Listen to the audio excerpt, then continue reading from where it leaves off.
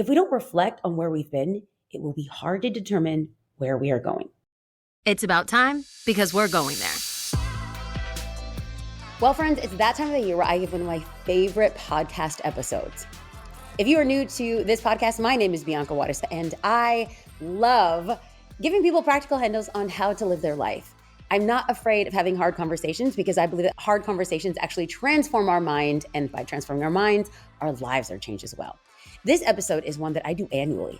I think we're going on, year 4 of this episode, and I'm excited. Every year I tweak and make it tighter and better, but drum roll please. The podcast that we are releasing today is our annual Word for the Year podcast. With a new year looming in our midst, sometimes it's easy to feel maybe lost, confused, overwhelmed, or maybe lacking a sense of vision. Do you know what will war against that? Do you know how to get vision for your life? I'm about to talk about it. So let's go there. Friends, we are almost to the end of the year. And can I just tell you that how you end is how you will begin. When I think about the end of the year, I want to ensure that I'm setting myself up for a strong year. One of the practices I've developed in my life is finding a word or a phrase for the year. This is something that I've been practicing, quite honestly, I think for about 10 years. And apparently, even though I've spoken about it on these here parts, it's actually not a common thing. Or people might have heard of it, but they don't actually know how to receive, download, get a word or a phrase to help calibrate their year. As I've mentioned before, I have multiple conversations and have had multiple conversations with some of my closest friends. And when I'm talking about my word for the year, they're asking wait, what is that? Just a week ago, I was talking to one of my direct reports, a staff member that I work with at church. And he was talking about trying to discover his word for the year, but he always just felt like he couldn't get it. I was like, wait a minute. Have you listened to my podcast? Number one, I felt kind of douchey. Wait, can I say douchey? I can say douchey. It's my podcast. There's no rules. It's the end of the year. I felt a little inappropriate. I said that for my mom. I felt a little inappropriate because I was like, oh, are you listening to my podcast? As if it was like a divine download. Listen. I have a healthy enough self-awareness to know I'm not believing that this is like the true North Star, the divine download that's going to dictate your life. No. But I told him, listen, I feel like I have put together a really good system that helps you discover what your word for the year is. Because I believe, friends, we all need to do this. This is something that has been pivotal, seminal even in my life and in my growth and in my experience. And I want to share it with some of my closest friends. And that includes you. This is why we're going to talk about how to discover your word for the year. If you're familiar with this concept or have been trying to define your own word, or maybe you're thinking is it too late? No, it's not too late. I'm here to help you and we can go on this journey together. There's nothing mystical or magical about this process. It's simply creating an intention to help guide us through not just, my weekly activities or my daily activities, but my intention for the year. Why is that? Because let's get real. Sometimes life gets crazy. There are moments where I feel like I've lost my way or lost my convictions.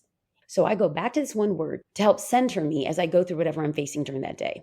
I want to let you know that if you are not a person of faith, I still believe that you can get a word for the year. And you could fight for this word as your intention as you go through the year. Now, if you've been around these here parts, you know that I am a woman of faith. So I'm going to root everything back in a biblical worldview, which some might refer to as faith.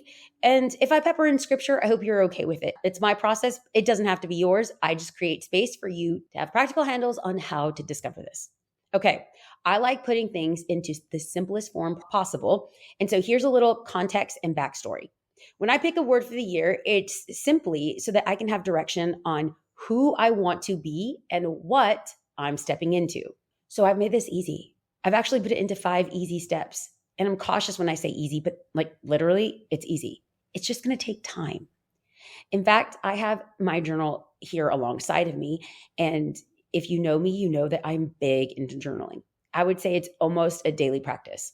So I'm going to take you through my process. And if it works for you, amazing. Use it, do it, love it. If it doesn't, guess what? Pick and choose what does work for you and find the best way to articulate who you want to be and how you want to get there during 2025. Okay, I'm going to encourage you, pull out a notebook, a mental whiteboard, and jot down step 1. Now I get it. You might be driving in traffic or on the treadmill. I don't know why I always give those 2 examples of where you people listen to the podcast. Oh my gosh, friends, can you tell me where you listen to the podcast? I legit want to know. So then that will be my examples as we head into 2025. Okay, Either way, getting back to task. Oh my gosh, my ADHD is kicking in big time on today's podcast. Gird your loins, friends. I might be everywhere. Okay, grab your notebook and a mental whiteboard or a real whiteboard and write down step 1, evaluate. Now I get it. You might be listening and you might not have your notebook or a whiteboard. So listen to the episode for sure, but I'm going to encourage you to re-listen when you have space and mental capacity because this is going to be work. And I promise you it will be worth it. Okay. So step number 1 is evaluate. I told you it was easy. See? Now, this is crucial. And it is crucial to take inventory of what has happened to us in the last year. If we don't reflect on where we've been, it will be hard to determine where we are going. Maybe this might feel like a task or a chore or a labor, but this process, evaluating, listen, it is wildly important to the process. In fact, I'm going to say it's super important. As a person of faith, I'm also going to ask, where did I see God show up for me in 2024? So after you've paused and reflected, now I want you to evaluate these 4 things.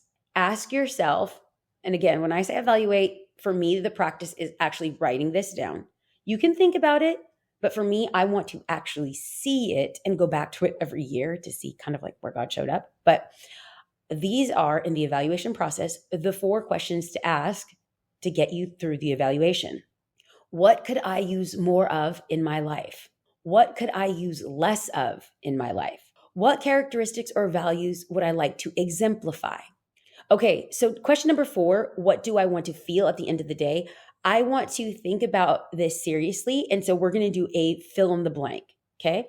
By the end of the day, I feel blank. What do you want to feel as you end every day? Okay. And then once you've asked yourself questions 1 through 4, ask this as a 4.2 question. How do I want to feel at the end of the day? I realized in 2023 that when I did this evaluation, I said, I feel exhausted by the end of the day.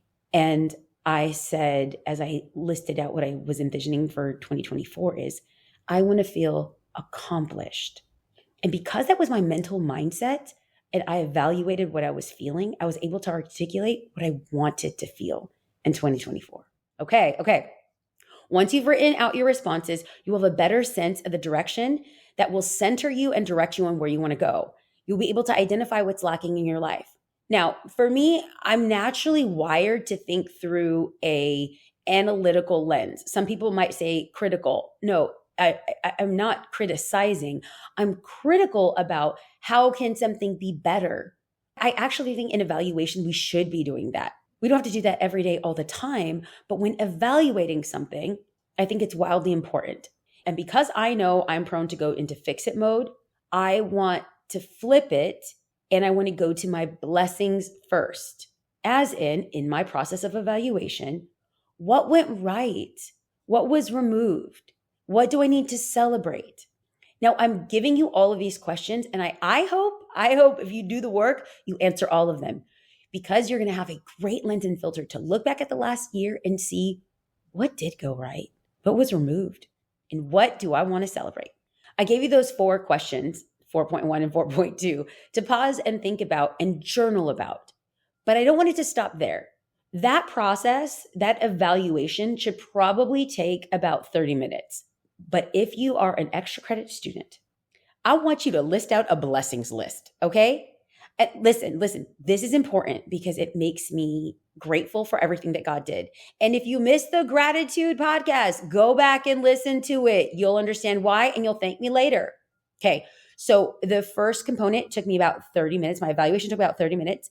Then my blessings list, because I am quite detailed and I color coded it, took about 30 to 35 minutes as well.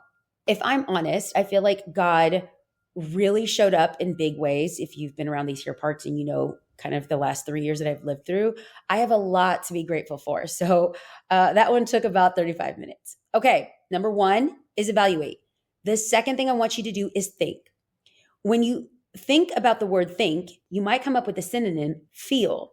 And that's exactly what we're going to do. I want you to get a sense of feelings. Ask yourself, what have I been feeling? Now, I'm a high feeler and I know that feeling is easy for me, but maybe feeling is not easy for you. So let's talk about how we might get in touch and aware of what's going on around us. Maybe for some people, you have the spiritual discipline of meditation in the morning, or in my case, praying. No, it's not some ostentatious thing. It's just a very short prayer of gratitude because God sustained me through the night. I'm alive to see one more day. My heart is beating. My eyes are blinking. My mind is thinking. Yeah, so I thank God for all of that. Maybe your routine is morning prayer or meditation. And I know that King David says to meditate on the law of the Lord day and night. And that's what I want to do. Maybe for you, it might be sitting in silence for a couple minutes. As you were thinking about your word after you paused and wrote out your blessings, now I want you to visualize, okay? We're getting into our feelings. I want you to visualize after the silence or the meditation or the prayer. What's resonating? What's coming to the top? What do you feel? So this step is probably going to take the most time because I want you to get in your body. I know, it feels very woo-woo. Might feel like therapy talk. And if you know me, I'm an ardent supporter of therapy, but this isn't therapy. It's giving us space to pause, think, and feel about what word we are sensing will be the anchor for the year. Let me tell you, this activity has really helped me in identifying and putting language around my feelings. As I said, I'm a high feeler, so sometimes I can't articulate why I'm feeling what I'm feeling. But if I have a moment where I just pause and relax and think about my feelings, I begin to think, and that helps me identify some words that might be an anchor in the following year. We have to be intentional about this. So let's find ways to help us get into our feelings.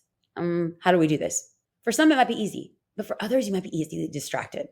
I was recently diagnosed with ADHD, and so much of my life makes sense now.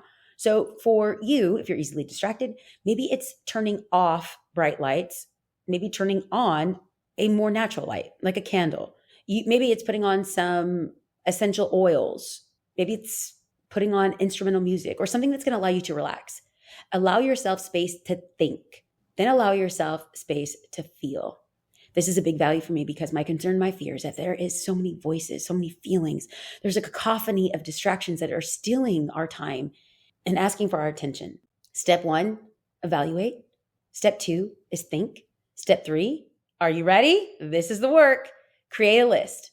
Now I put this step in to make sure that it's simple, and I'm giving you an action item to spend 10 minutes to make a list on things that come to mind after you've paused and began to feel, get a sense of what is stirring inside of you. This is a no bars held process. There's no rules here. I want you to write down the first 10 things that pop into your mind. It can be anything. For me, this moment, because I've been doing this for a while, it's actually matured and developed into asking instead of just jotting down the immediate words. I've actually matured and developed into answering these questions with quickness. What am I sensing? What am I seeing? What am I hearing? I have an art background. And so when words fail me, I begin to use word pictures. So what am I visualizing in my head? Get those visual pictures down, whether it's hands or flowers or anything that's coming to your mind's eye. And maybe you might be struggling with the words that come to mind. I'm going to encourage you, just draw. If you listened to last year's podcast, specifically on this episode for the word for the year, you will know that I told the podcast community that my word for the year was whole. Now that I've shared on the podcast what 2021, 2022, and 2023 were like in my marriage, I can now let you in as to why my word was whole. I was actually going through this exact process for finding my word for the year. And I took a break when I was actually seeking God for my word. I took a break and I went on a walk. And while I was on this walk, I was begging God to heal my very broken heart. I felt shattered into a million pieces and I didn't know if I can go on. As I was walking on this particular path, I realized that the path was made out of mosaic pieces and grass was growing in between the tiles. From far away, it looked like a normal path, but once on it, I realized that it was mosaic tiles creating art that guided me on the path where I was going. I want to say a booming voice from heaven came down and told me my word was whole, and maybe like a James Earl Jones voice that reminds me of what God might sound like. But it was way more subtle. I sat down at the mosaic tiled walkway and had a visual of my life. This long path I had been walking on was comprised of broken pieces, but they were arranged and organized in a way that created something so beautiful. And then it hit me like a ton of bricks. God was going to take the broken pieces of my life and make something beautiful. In fact, he was going to create art of what I thought was broken and unwanted. God was going to make me whole. Yes, maybe my experience might feel like a stretch for you. Like you don't think that God can take you on a walk and speak to you in that way. Maybe I'm too used to this process that it sounds simple, but let me give you some previous words or images that God has spoken to me in past years to let you know that the phrase or image doesn't have to be this divine thing. In 2023, my word for the year was yoked, and I got a visual of an ox. I didn't know why, but I knew that there was going to be a lot on my back, but God was going to give me strength to carry it. In 2022, my word was anointed. I really thought this was going to be my year of breakthrough and blessing, but I realized that I was stepping into the year of pastoring, and I had to wrestle with my call as a leader because I never really viewed myself as such, but I knew that God was anointing me for what he's called me to. In 2021, my word was trust, and my God, he had to give me that word. That whole flippin' year was a mess. I walked through having to fire an incredibly toxic person from our work environment and walk through a building launch, a church launch. No one really knew what was going on behind the scenes. I clearly have a pattern of trying to give grace to unhealthy and harmful people, but through it all, God was preparing me and my heart to trust that he would carry me through. Again, I don't want to overcomplicate it. What words or feelings are bubbling up within? Let me give you some possible words to start jogging your mindset. Again, they don't have to be huge, monumental words. It could be compassion, connection, peace, presence, focus, calm, joy, yes, breathe, pray, brave, discipline, grow, mindful. I want you to think about these words because these are words that are going to help center you as you walk through the upcoming year. Okay, here's the point of the process where I want to make it personal. I shared with you my word for last year was whole. And again, I had no idea the work that it would be required to become made whole. But I feel like I stand back and look retrospectively and evaluate my last year. And God has taken broken pieces of my life and made me whole. Every time I walked through counseling or correction or conviction, I went back to my word and realized God was doing this because he loved me, even if there was elements of pain involved. He was making me whole. For me personally, I always ask God to confirm my word with his word, as in, Lord, give me scripture to confirm that what I'm sensing is from you. As I was away last year and I was mourning the loss of my marriage, I came across a word in my daily reading out of 1 Thessalonians 5:23-24, and it says, which was confirmation for my word for the year, may God himself, the God who makes everything holy and whole, make you holy and whole, putting you together, spirit, soul, body, and keep you fit for the coming of our Master Jesus Christ. The one who has called you is completely dependable. If he said it, he'll do it. I went back to my journal and I wrote this: Jesus, you will make me holy and whole. You will make me complete. All the fragmented pieces of my life will come together in due time. You've called me to this life and you will equip me to do what you've called me to do. Take my broken pieces and make me whole. So now that I've taken you through my process, I want you to do the same. Once you have a list of 10, 15, or 20 words or images, I want you to review them and then I want you to refine them. You're going to circle and highlight the words that jump out to you and feel most true to you for what you're desiring for this next season and what conviction you have that God is speaking to you. No, remove that. You're going to circle and highlight words that feel most resonant in your life. Do these words make you feel excited or nervous or scared? Are you uncomfortable or are you at ease? Sometimes the words that scare you mean that you are on the right track because change is never easy. At the same time, though it might feel uneasy or maybe a little scary, I hope it brings empowerment, a sense of clarity or calm. Okay, so let's begin and get into your body. And I have to ask, as you get into your body, I want you to notice what you hear. What are you beginning to see? What are you beginning to feel as a couple of those words have come to the top? Once you have a cluster of 2 or 3 words, begin to think about what intention you want to hold for yourself as you step into the new year. I am low-key kind of nervous to tell you my word for the year, but I'm documenting it here with this podcast community. Number 1, so you could actually see my wrestle. And 2, you could see how to siphon out a word to make sure that it is the right word. While I was doing a fast with some people and some friends from church, we did a challenge. Oh, do you hear that beeping, friend?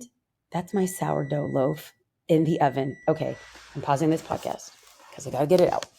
Okay, I'm back, and the loaf looks beautiful. As I was saying, while I was doing a fast with some friends and my community group, we were doing a challenge of reading through the entire Gospels in a month. And I came across a verse that so spoke to me about my vision for 2025. It came out of Luke 1, and it said, "Blessed is she who believed, for there will be fulfillment in those things which were told to her from the Lord."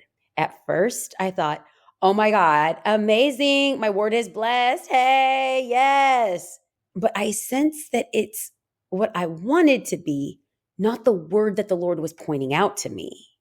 The word that was like a plucked string on a perfectly tuned violin was the precursor to the promise. Okay, here's the process.